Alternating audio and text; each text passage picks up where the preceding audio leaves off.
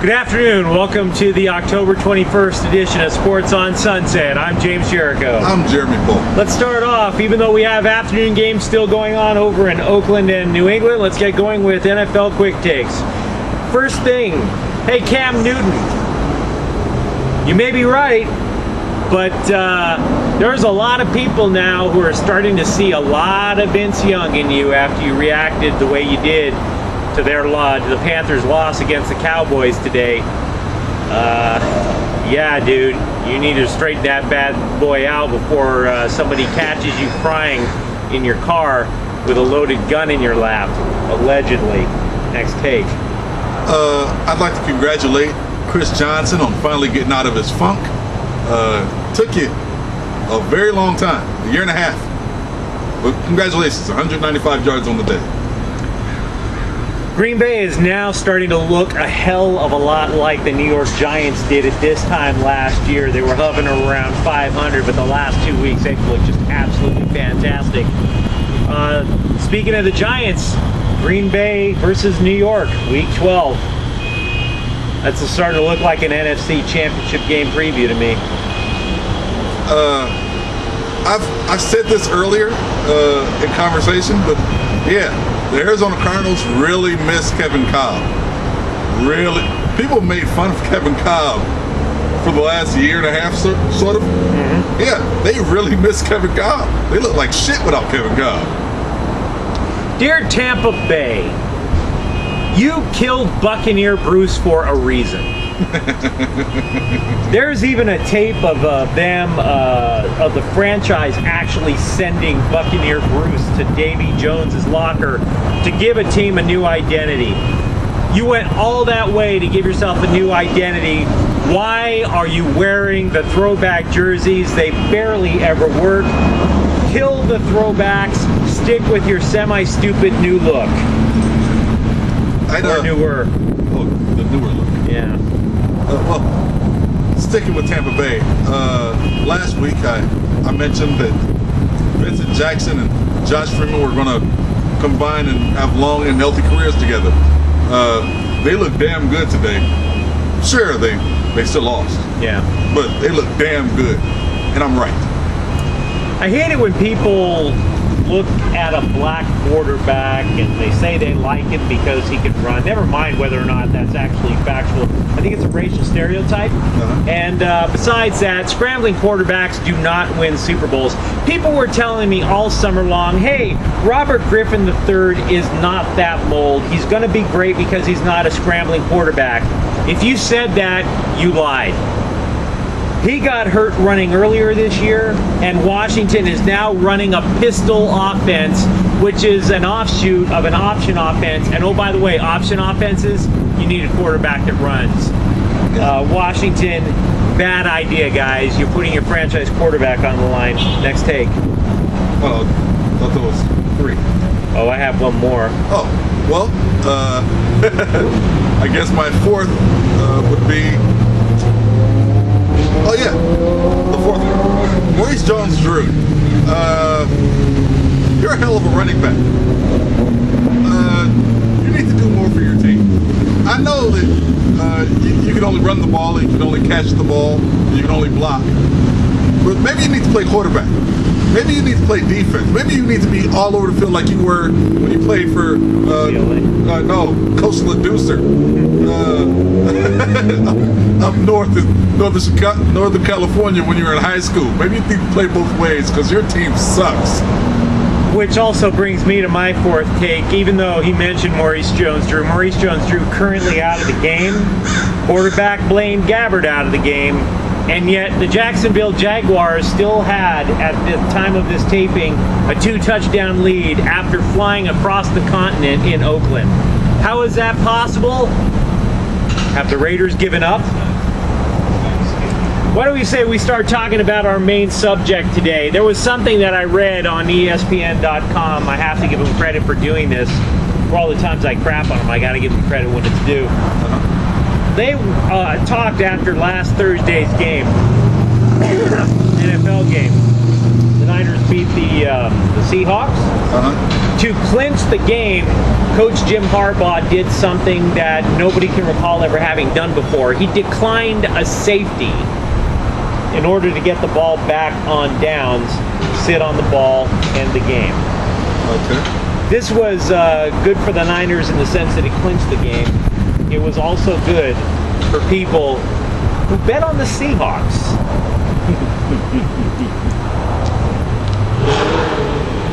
Gambling people are assuming that as much as $300 million changed hands on that call by Jim Harbaugh. Probably close to $1 billion. Well, in that case, worldwide. Now that's the other thing, because the reason they're saying $300 million is because it's a Thursday night game and not as many people wager. The game earlier this year between the Seahawks and the Green Bay Packers, which ended on a controversial call, the worldwide swing in bets, including online and overseas, was definitely about $1 billion. Two football plays worth $1.3 billion in the gambling world. Yeah. I'm not a gambler. I've made one bet on football in my life. Okay. I've made the same one bet, funny enough. Not the same game, but I've only made one bet in my entire life on football. But you do wager more than I do wager. I know that. You play, well, not on football.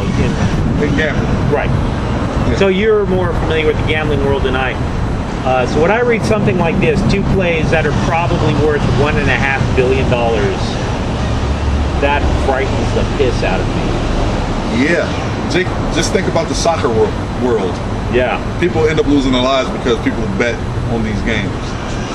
Are you as comfortable with the level of oversight from the NFL to keep the game clean from degenerate gamblers? Because one of the questions that the reporter asked, he didn't was basically they questioned, and they also questioned the odds makers, Harbaugh's integrity. Now they didn't say he did. Nobody said he did anything wrong. I'm not saying he did anything wrong. Because he didn't. But the fact that the question had to be asked makes me wonder if the line is starting to blur. No, not in any way, shape, or form. You still think the game is clean? I'm not saying Harbaugh's dirty at all. I'm asking if how clean is the game? As far as gambling goes, extremely clean. How so? Well, earlier this year when they had the replacement refs, there was a ref who, a female ref, I think a line judge, who had previously played poker in the World Series of Poker. Okay. And they were on the verge of just basically canning her, and that was a replacement ref. Right. They asked her. So there was such an uproar that somebody had played to play cards. Yes. Whereas the regular refs aren't allowed to even go inside of a casino. Mm-hmm. They're not allowed to gamble in casinos. They're not. So how do you find some? Oh, wait a second. That would be on tape. Her being in a casino. Yes. Okay.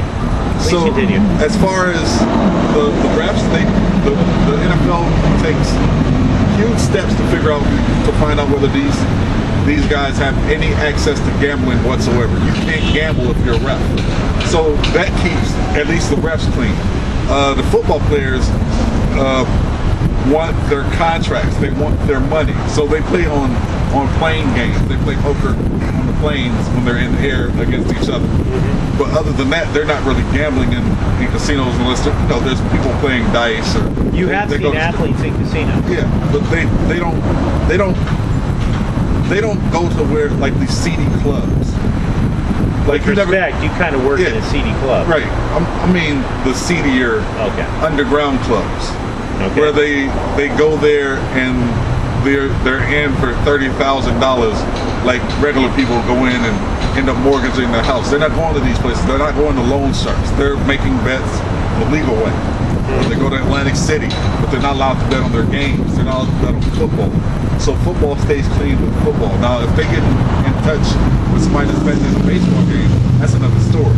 Like, I bet you Babe Ruth was probably, not Babe Ruth, but what's the fucking Cincinnati Reds guy? Pete Rose. I bet you Pete Rose is probably betting on every single sport known to man, not just baseball. Do you have an inkling? Because football is king when it comes to sports wagering. Yes. College and pro. Yes. why should we trust how the safeguards in football as opposed to the safeguards in baseball, hockey, basketball? When was the last time you heard about a football player getting caught betting on games? Probably, well, the obvious one is Horning. Right.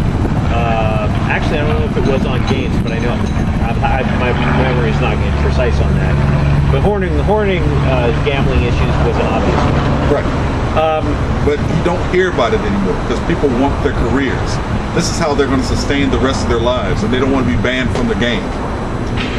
And that's the main deterrent. People nowadays fear they're losing their careers. They're people that have been tried for murder, but they still won't gamble on games. I want to be perfectly clear while we ogle that girl down the street to make sure that we know that we're not questioning Harbaugh's. She was looking over this way, by the way. I know. You said that kind of loud. I know. Who cares? I want to be clear while to make sure that we're not accusing Jim Harbaugh of anything. Gambling insiders have said are convinced Harbaugh, quote, had no idea his decision would impact gambling. Which I tend to agree. If you're a head coach, you're wrapped up in it for at least 20 hours a day. Yeah, you're not thinking about the line. The reason that and Harbaugh's explanation when he was asked was kind of simple. It was like he didn't give a damn about the spread. It was like it was late in the game. There was a safety on a fourth down play, and he's like, look, if we take the safety, they can onside kick on the ensuing kick from a safety, have a chance to recover. They're still technically in the game. Right. This, you turn the ball over on downs, sit on it, run out the clock, and I completely accept that. So I don't want to come off like we're accusing Jim Harbaugh of anything. But what I will say is this: with regards to the replacement ref situation, when that strike was settled, sports broadcasters bemoaned the quality of the game during the replacement refs. I thought it was because it was settled because TV wants their games within those nice 3-hour blocks suitable for television, and they were going 3 hours. But what if I'm wrong? And what if the broadcasters are wrong? What if the pressure from gambling and all this other stuff, it's $1 billion riding on one call? What if we're both wrong? Yeah. It's plausible. Because if you think about it, the NFL has already placated the gambling community with the injury report. Yes. The injury report. There's several other things that the NFL does that helps people bet and place huge wagers. So at what point then, because there is a connection, it's not necessarily tainting anything. Well, it's helped the NFL build a fan base because people are investing money into these games, not just their fandom. Like, hey, I'm in. Like, there's people. Like, I'm a Bears fan. I know other Bears fans that bet on other games and then root for these other teams. That's how you keep people watching on TV, not just their team, other teams in the league. At what point do you become somewhat suspicious that what we're watching might not be legitimate? Because I'm telling you, $1.5 billion is a shot across the bow about how serious to me this could wind up being. I'm not saying there is anything. $1.5 billion is a ton of jack on 2 calls. So at what point do you think that, wait a second, something might be smelling here? No, there's been games in the past where people have made horrible calls, like refs have decided the outcomes of games, right? Mm-hmm. Like when Seattle beat the Packers earlier this year on that controversial call. Yeah, we don't even know how much money changed hands on the Tuck Rule game, but the Tuck Rule game was not at the very end of the game. Not just that, but it's like when that game happened, I started making fun of Packers fans who were online talking about, oh, they cheated us out the game. This has never been done before, and I laughed my ass off. No, I pointed out Tuck Rule. Yeah, but everybody all these Packer fans have completely forgot about Don Mikowski. Yeah. And how he ran across the line of scrimmage and threw the ball against the Bears, and they scored a touchdown. But nobody remembers that, apparently. It happens. Refs make bad calls sometimes, at least once a year, that's going to cost a team a game and cost gamblers a lot of money. It happens every year. Sometimes it happens in the playoffs, so it's tough. Well, you're around more gamblers than I am, and I'm certain that you're around more sports gamblers than I am. How often do you hear somebody who is in sports gambling say, I got jobbed by the NFL? Oh, every week. That's every week somebody is like complaining about how a pass interference call wasn't that should have been called, or how that wasn't offsides, or how Eli Manning screwed me today. Do you see any significant difference between that and the fan who is just so wrapped up in his or her team? Not at all. There's no difference. This is how the NFL is worked. So you're content that the game is pure? Yes.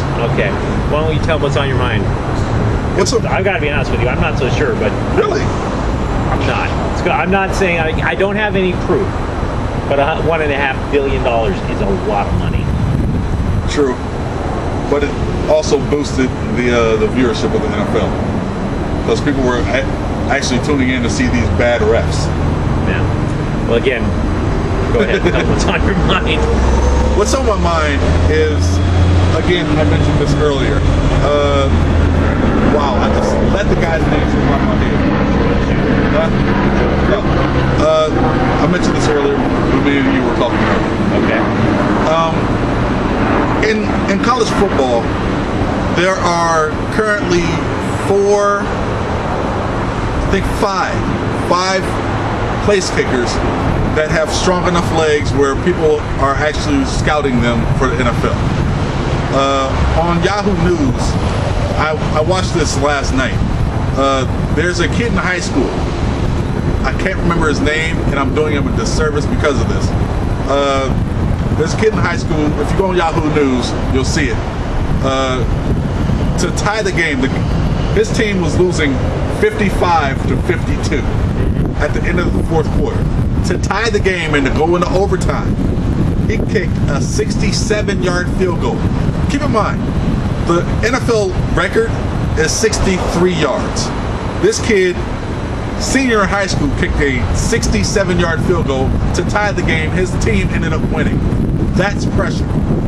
This kid also only has one half scholarship offer to a college. One half of a scholarship offer. He's not a dumb kid. He's not getting all F's in class. He deserves better. And I hope beyond hope, that he has at least 12 offers by the end of today. Because there's no way in the world, in a state tournament game, the state playoff game, a coach should be sending his place kicker onto the field to try to tie the game. He did. Your coach had enough confidence in you. Every coach in the nation should have enough confidence in you. Kid, I don't know your name, but I hope you get some sort of college out of this. I wanted to help you out. I looked up his name while you were talking. His name's Austin Rakow, or Rekow. Okay. I'm probably butchering the name. Good job, Austin. Yeah, a couple of weeks ago, like many disgruntled ex-journalists, I opened a blog. I'm very happy about it. It's nice. It's fun. It's called Shoulder Pads with Handcuffs. ShoulderPadsandHandcuffs.com. I'm not saying this necessarily to promote the site as much as I am noticing the changes that I have taken on as a person since I started the site. I've become way too enamored with athletes who get thrown in jail. That just amuses me like hell. I sit there, I get Google alerts morning, noon, and night on my phone and my iPad just saying all of these guys who got thrown behind bars, and I just can't wait. I'm just eating it up. I am more sleazy now than Harvey Levin, wallowing through the green slime on an episode of Double Dare or something like that. It's absolutely insane. I now remember players who I haven't heard from in years. DJ BK, or whatever the hell his last name is pronounced, from the Congo, used to play for the Lakers. He'll be on the site in a few minutes for disorderly conduct in Dallas. I think for me the low point is this: I don't give a damn about the actual sports now as much as I do who gets thrown in jail. I can't tell you how Texas Tech beat TCU yesterday, But I can tell you that their center, Deverett Gallington, was arrested a couple of days ago for disorderly conduct and public intoxication and still played. I don't know how I don't know what Coach Tommy Tuberville, I don't know what plays he was calling. I don't know what offense he runs, but I damn sure know that he called his linebacker, Daniel Cobb, 100% innocent when he got cleared from a felony case, despite the fact that the cops said that Cobb was beating the holy hell when they found him beating the holy hell out of a guy whose apartment that somebody broken into. But of course. It's, I guess what I'm trying to say is, I want to claim that I need help, but until I actually want it, it's a waste of time. So please, enjoy me slinking off into the abyss. You might even want to jump into the abyss with me. Shoulderpadsandhandcuffs.com, guys. And with that said, we'll see you next week. I'm James.